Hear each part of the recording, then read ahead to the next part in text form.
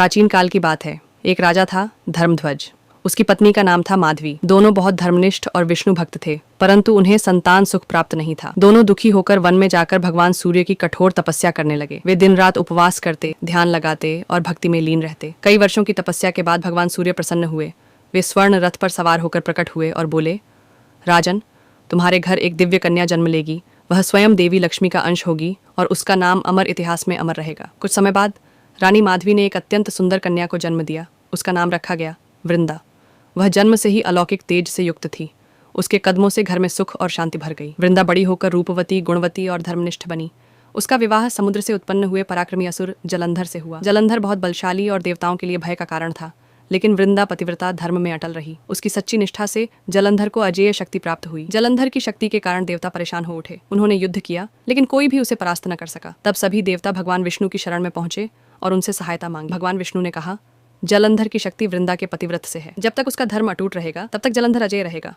तब भगवान विष्णु ने जलंधर का रूप धारण किया और वृंदा के सामने गए। वृंदा ने उन्हें अपना पति समझा और उनकी सेवा की। उसी क्षण उसका पतिव्रत धर्म भंग हो गया। जैसे ही वृंदा का पतिव्रत टूटा, जलंधर की शक्ति क्षीण हो गई। देवताओं ने अवसर पाकर युद्ध में जलंधर का वध कर दिया। जब वृंदा को सच्चाई का पता चला तो उसका हृदय आहत हो गया। उसने भगवान विष्णु को देखकर कहा, हे नारायण, आपने मेरे पतिव्रत धर्म को तोड़ा है। मैं आपको श्राप देती हूँ कि आप पत्थर के रूप में पूजे जाएंगे। वृंदा के श्राप से भगवान विष्णु शालिग्राम रूप में पूजित होने लगे। श्राप देने के बाद वृंदा ने अग्नि में प्रवेश कर प्राण त्याग दिए। उसकी तपस्या और धर्मनिष्ठा देखकर देवता भी स्तब्ध रह गए। भगवान विष्णु ने वृंदा की भक्ति को अमर करने के लिए वरदान दिया, हे वृंदा, अब तुम तुलसी के पौधे के रूप में पृथ्वी पर पूजी जाओगी। मेरे बिना कोई पूजा पूर्ण नहीं होगी और तुलसी पत्र के बिना कोई अर्पण स्वीकार नहीं होगा। तभी से तुलसी माता पवित्र पौधे के रूप में हर घर में पूजनीय बनी।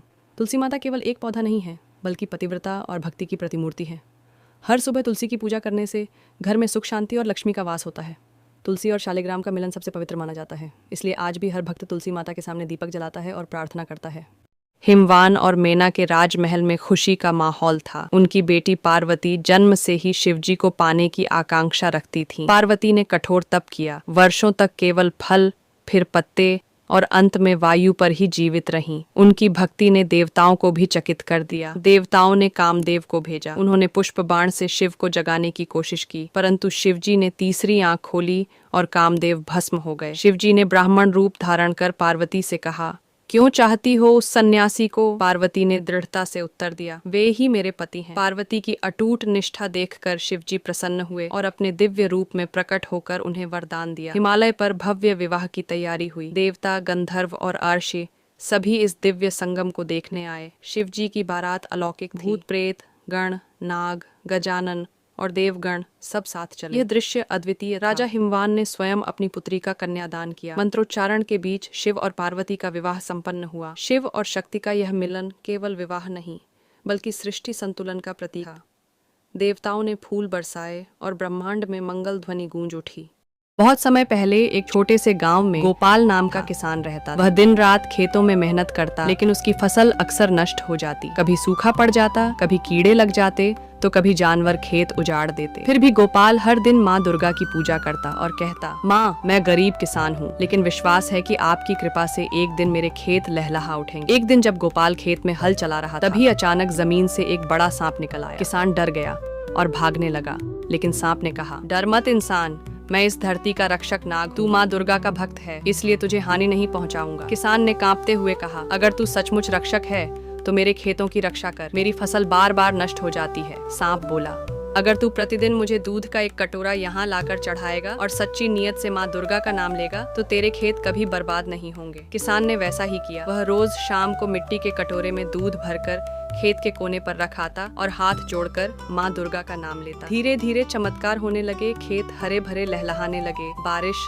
समय पर होने लगी, फसल पर कीड़े मकोड़े नहीं आते। गाँव वाले हैरान थे कि गोपाल का खेत अब सबसे अच्छा क्यों है। लेकिन गोपाल का बेटा लालची था। उसने सोचा, यह सांप जरूर खजाने का रक्षक होगा। रोज दूध पीने आता है, कहीं इसके पास कोई धन छुपा होगा। अगर मैं इसे मार दूं तो सोना चांदी मिल सकता है। एक दिन उसने कटोरे में दूध रखा और दूध के पास डंडा छिपाकर बैठ गया। जैसे ही सांप दूध पीने आया, बेटे ने डंडा उठाकर उस पर वार कर दिया। सांप जख्मी होकर फुफकारने लगा और बोला, मूर्ख, तेरी लालच ने तेरा सर्वनाश कर दिया। इतना कहकर सांप गायब हो गए। उस क्षण खेत सूखने, बारिश बंद हो गई और फसल बर्बाद होने। किसान रोते हुए माँ दुर्गा के मंदिर गया।